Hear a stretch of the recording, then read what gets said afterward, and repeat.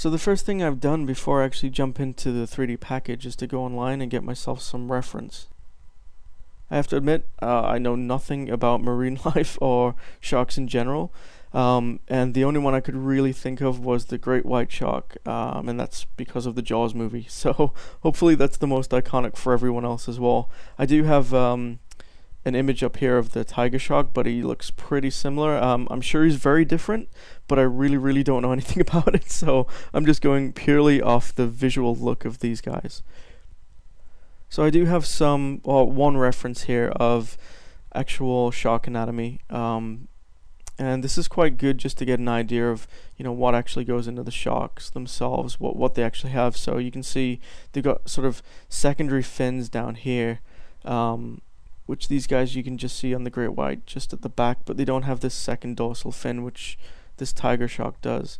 So what we can do is, because we have to base some of this in reality so that people at least know that it's a shark, but we don't have to take all of it. We can remove some things, we can change proportions, and it can still look like a shark just based in a cartoony world, which is really cool.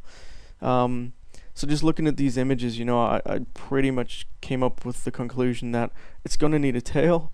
It's definitely going to need this first dorsal fin. This is what we all think about when you think of a shark attack. And these side fins, or pectoral fins as they're called, we're definitely going to need those as well.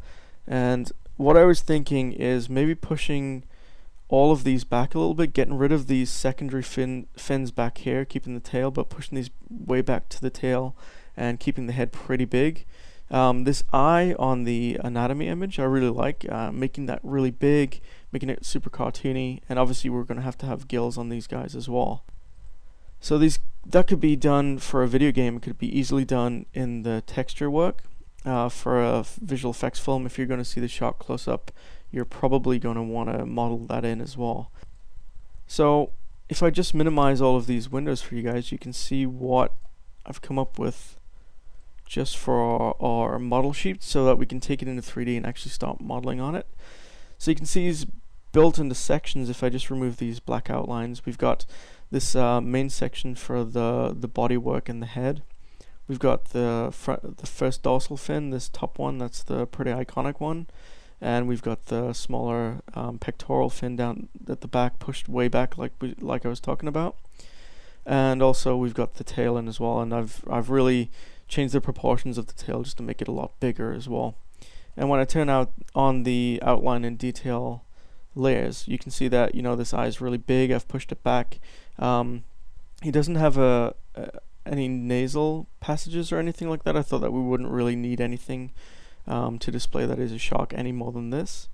And the gills I've put in for now. Let's take a look at it when we get into 3D and see if we actually need them, or if we can go with the texture work on it.